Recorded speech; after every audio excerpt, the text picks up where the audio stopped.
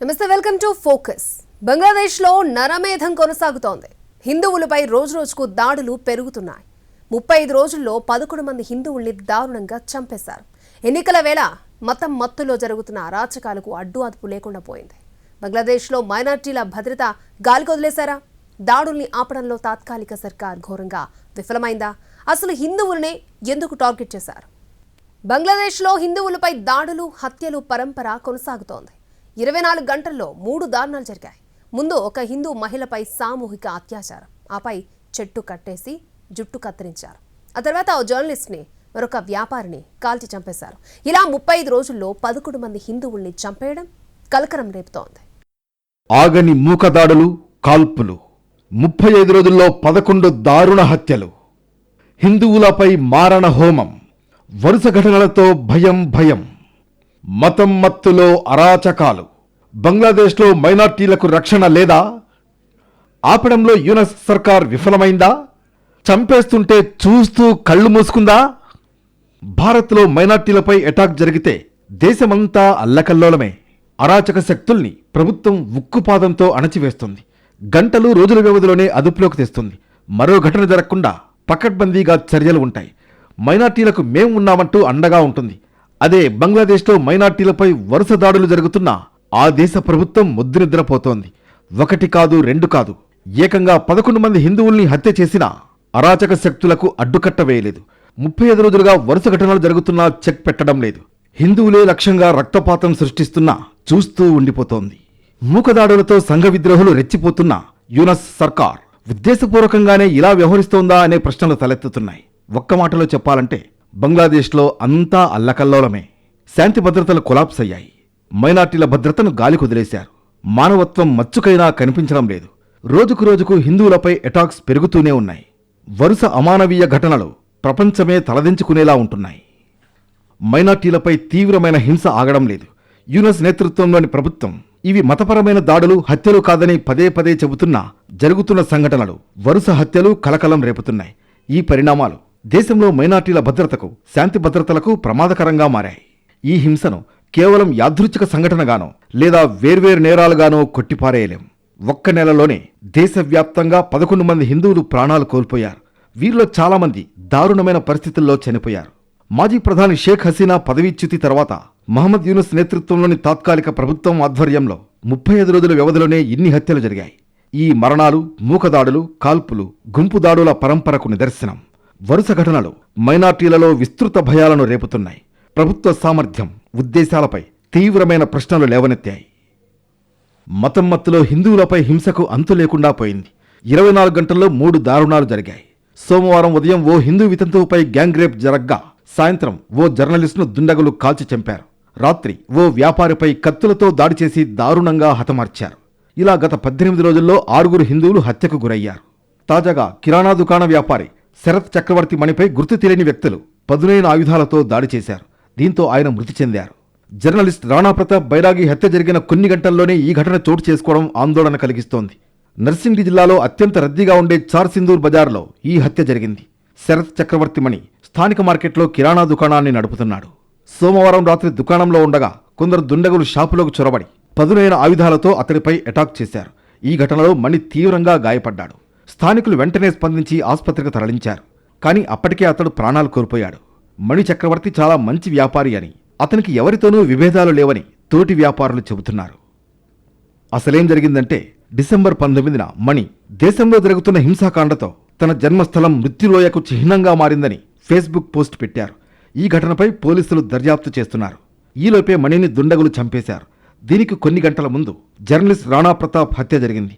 రాణా ప్రతాప్కు బైరాగిరి మొహిరాంపూర్లోని కపిలా బజార్లో ఐస్ తయారీ కర్మాగారం ఉంది. అంతేకాదు, నరాలి నుంచి దైనిక్ బీడీ ఖోబర్ వార్తా పేపర్కు యాక్టింగ్ ఎడిటర్గా సేవలందించారు. అయితే 3 దుండగులు మోటార్ వాహనంపై వచ్చి రాణాను బయటకు పిలిచారు. ఒక సందులోకి తీసుకువెళ్లి తలకు అతి దగ్గరగా కాల్చి చంపి పారిపోయారు. అతడు ఘటనా స్థలంలోనే మృతి చెందాడు. పోలీసులు రాణా మృతదేహాన్ని స్వాధీనం చేసుకుని పోస్టుమార్టంకు తరలించారు.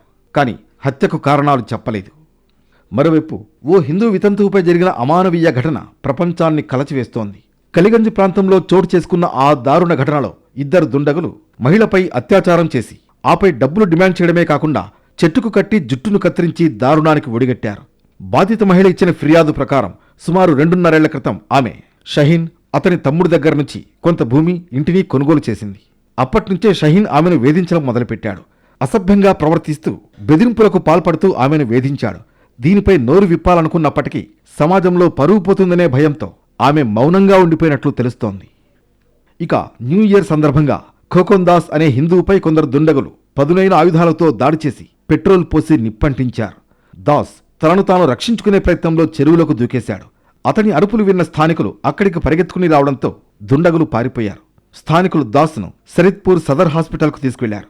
అక్కడ అత్యవసర చికిత్స చేసి రాత్రికి ఢాకాకు తరలించారు. అతడు చివరికి గాయాలతోనే మరణించాడు.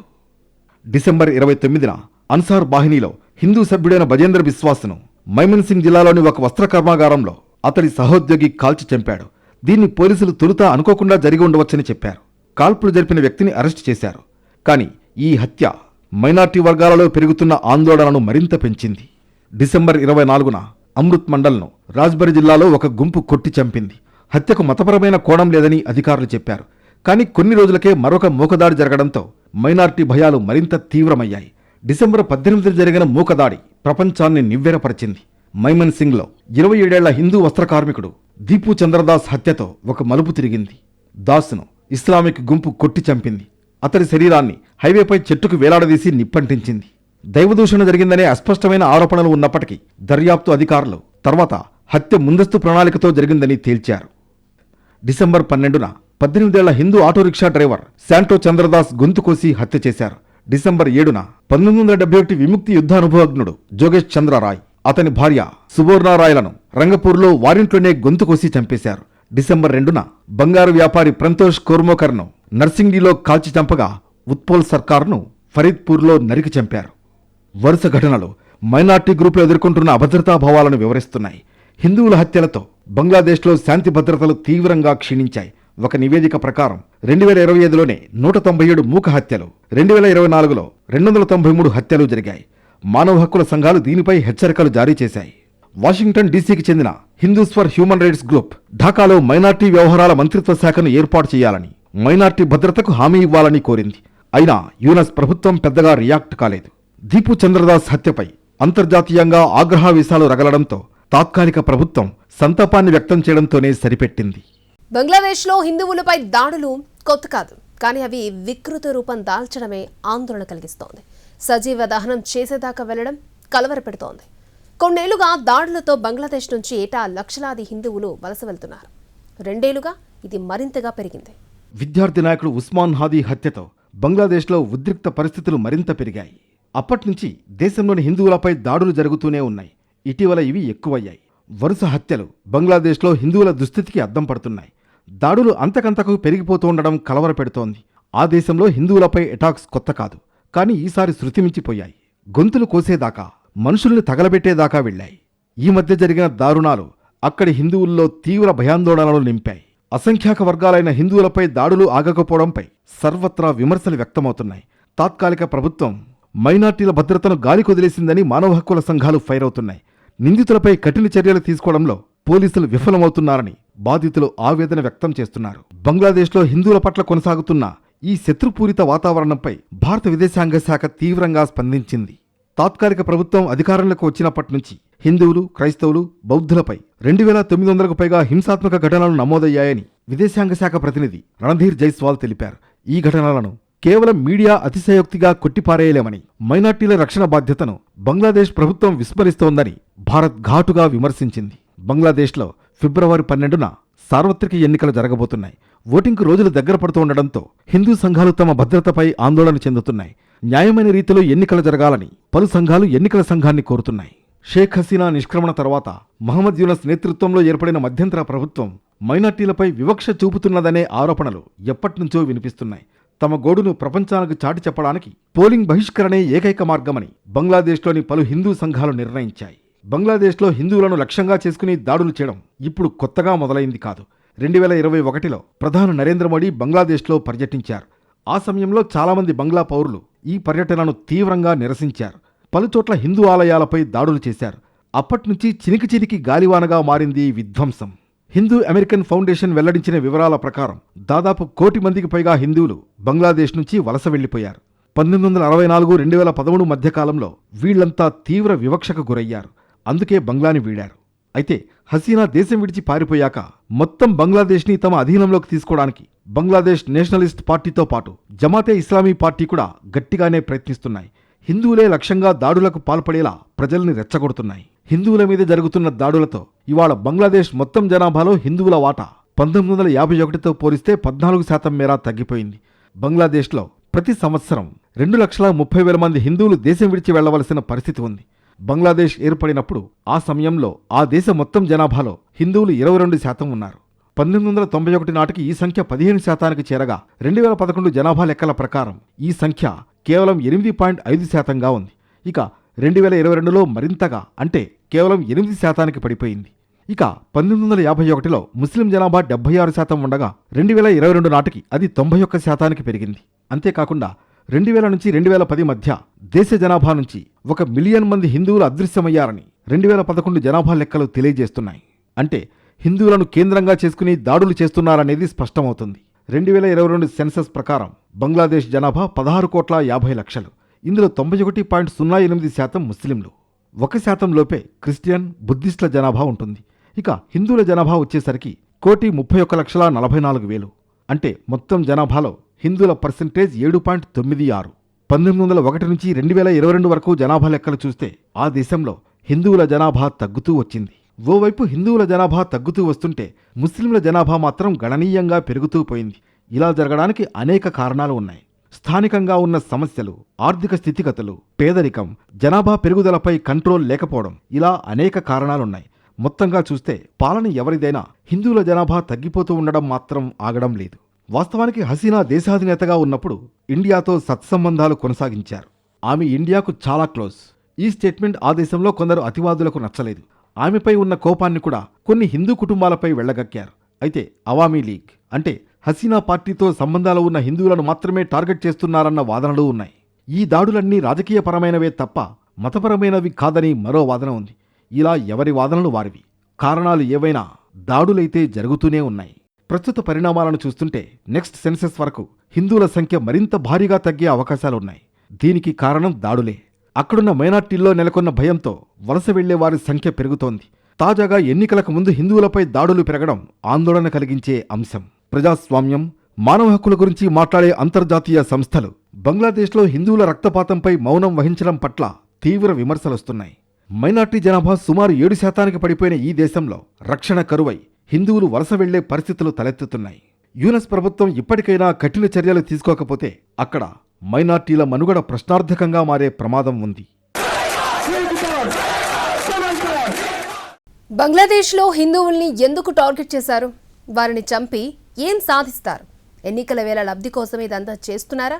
ప్రస్తుత పరిస్థితుల్లో బంగ్లాదేశ్లో నిష్పాక్షికమైన ఎన్నికలు సాధ్యమేనా? జనం మత కుట్రల్లో చిక్కితే బంగ్లాదేశ్ మరొక పాకిస్తాన్ కావడం ఖాయమా? బంగ్లాదేశ్లో తాత్కాలిక ప్రభుత్వం ఏర్పడిన తర్వాత భారత్ వ్యతిరేక స్వరం బలపడుతోంది. రాబోయే ఎన్నికల క్రమంలో ఈ భావోద్వేగాలను రెచ్చగొట్టి రాజకీయ లాభం పొందాలనే ప్రయత్నాలు జరుగుతున్నాయి. హాదీ అంత్యక్రియలు పార్లమెంట్ ప్రాంగణంలో నిర్వహించడం, లక్షలాది మందిని అక్కడికి రప్పించడం దీనికి ఎగ్జాంపుల్. ఈ పరిణామాలు బంగ్లాదేశ్ రాజకీయాలు మరింత రాడికల్ దిశగా సాగుతున్నాయని స్పష్టం చేస్తున్నాయి. బంగ్లాదేశ్లో హిందువుల హత్యలు, వారిపై హింసకు కారణం కేవలం మత తీవ్రవాదమే కాదు. రాజకీయాలు, స్థానికంగా ఉన్న పలు వివాదాలు కారణాలుగా ఉన్నాయి. అల్పసంఖ్యాక వర్గాలపై వివక్ష ఎంతగా ఉందో ఈ దాడులు ప్రతిబింబిస్తున్నాయి. రాజకీయంగా ఎదగడానికి కొందరు నాయకులు మైనార్టీలను బలిపశువులుగా మార్చుతున్నారు. బంగ్లాదేశ్లో చోటు చేసుకుంటున్న రాజకీయ మార్పులు, త్వరలో జరగాల్సిన ఎన్నికలు హింసను రాజేస్తున్నాయి. బంగ్లాదేశ్లోని అవామీ లీగ్ పార్టీకి హిందువులను ఓటు బ్యాంకుగా భావిస్తున్నారు ఇతర పార్టీల నాయకులు. ఇప్పటికే ఎన్నికల్లో పోటీ చేయకుండా షేక్ హసీనా పార్టీ అవామీ లీగ్పై నిషేధం విధించారు. రాజకీయ అశాంతి నెలకొన్న వేళ ప్రతిపక్ష పార్టీల మద్దతుదారులు, అతి తీవ్రవాద గ్రూపులు హిందువులను టార్గెట్ చేసుకుంటున్నాయన్న వాదనలున్నాయి.